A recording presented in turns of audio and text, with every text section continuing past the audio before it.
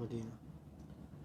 صلو علی الحبیب صلی اللہ تعالی علی محمد صلی اللہ علیہ وسلم۔ کیسے ہیں آپ سب؟ ٹھیک ہیں، خیریت سے ہیں؟ آج ایک طویل وقفے کے بعد ایک بار پھر مدری چینل کے اسٹوڈیو میں ہیں، اور آج ایک بار پھر سلسلہ پیغام قرآن کی ریکارڈنگ ہم کر رہے ہیں۔ اور آج جو واقعہ میں تیاری کر رہا تھا، تفسیر صراط الجنان میرے سامنے ہے، 8ویں جلد، 22واں پارہ ہے، اور سورہ سبا۔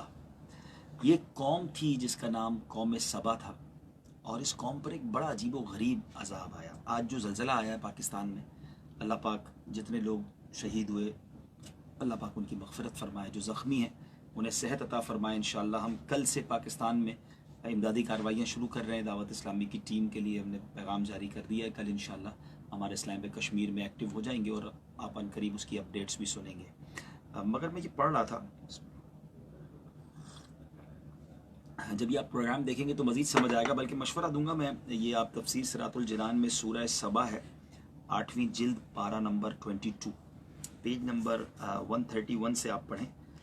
تو اس قوم کا کمال یہ تھا کہ اللہ نے اس کو بڑی نعمتیں دی تھیں، بڑے باغات تھے، موسم زبردست تھا، صفائی ستھرائی تھی، کوئی مکھی مچھر تک نہیں تھا۔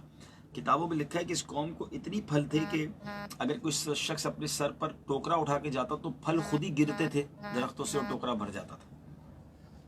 مگر یہ قوم اللہ کا شکر نہیں کرتی تھی، نبیوں کو ڈینائی کیا، انبیاء کرام جا کر ان کو نیکی کی دعوت دی، ایمان کی دعوت دی۔ انہوں نے کہا کہ آپ اللہ سے کہیے اگر وہ ہماری نعمتیں چھین سکتا ہے تو چھین لیں۔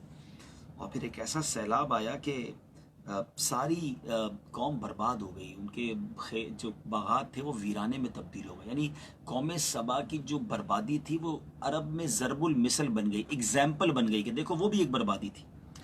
اب یہ واقعہ میں پڑھ رہا تھا تو اس میں نبی پاک کی ایک حدیث، سبحان اللہ، میرے آقا نے کیسے کیسے ہمیں ارشادات فرمائے ہیں۔ پیارے آقا علیہ الصلوۃ والسلام نے فرمایا کہ قوم سبا کے انجام سے عبرت حاصل کریں، اللہ تعالیٰ نے جو انہیں نعمتیں عطا کی ہیں ان پر اللہ کا شکر ادا کریں، ایسا نہ کریں گے تو انہیں بھی ان جیسے حالات کا سامنا کرنا پڑ سکتا ہے۔ اب ذرا غور کریں، آئے دن طوفان ہیں، سمندری طوفان ہیں، سیلاب ہیں، زلزلے ہیں، کہیں یہ ناشکریاں تو نہیں ہیں، اللہ کی نافرمانیاں تو نہیں ہیں؟ خود سوچئے کہ آج اللہ نعمتیں دیتا ہے اور ہم انہی نعمتوں سے اللہ ہی کو ناراض کرتے ہیں۔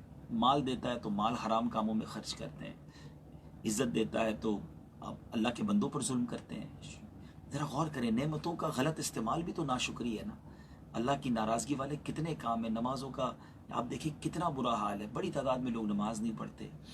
تو اللہ پاک بس ہم پر امتحان نہ ڈالے، ہم اللہ سے دعا کرتے ہیں، اپنے گناہوں سے توبہ کرتے ہیں، اور اللہ کرے کہ ہم ان باتوں سے عبرت حاصل کریں۔ دیکھیں اس سے ایک اور بات سیکھنے کو ملتی ہے، ارتھ کوئک جو ہے نا، زلزلہ، وہ ایسی آفت ہے کہ جس کی آپ یوں سمجھیے کہ کوئی پریکاشنز نہیں ہے، روکا نہیں جا سکتا اس کو، بلکہ پریڈکشن بھی نہیں کی جا سکتی، بتا بھی نہیں سکتا کوئی کہ زلزلہ آنے والا ہے، آنے والے 1 منٹ بعد کیا ہوگا ہمیں نہیں پتا۔ اور جب زلزلہ آتا ہے تو انسان کتنا بے بس ہے کہ بڑی بڑی عمارتیں اس کے سامنے گر جاتی ہیں۔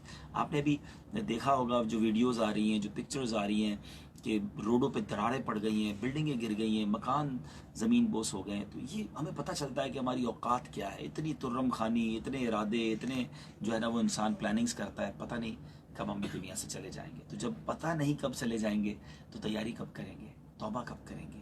تو ہر وقت گویا تیار رہنا چاہیے کہ ہو سکتا ہے آج کی رات بھی میری زندگی کی آخری رات ہو۔ اللہ مجھے اور آپ کو سچی توبہ بھی نصیب فرمائے، آخرت کی تیاری بھی نصیب فرمائے۔ پھر دعا گو ہوں اللہ کریم سے، جو زلزلے میں دنیا سے چلے گئے اللہ ان کی مغفرت فرمائے، جو زخمی ہیں اللہ ان کو شفا دے، اور آپ سے بھی جن سے ہو سکے ان پریشان حالوں کی مدد کیجیے۔ اللہ پاک سب کی خیر فرمائے، ہم سب کی جان و مال، عزت و آبرو کی حفاظت فرمائے۔ صلو علی الحبیب صلی اللہ تعالی علی محمد صلی اللہ علیہ وسلم۔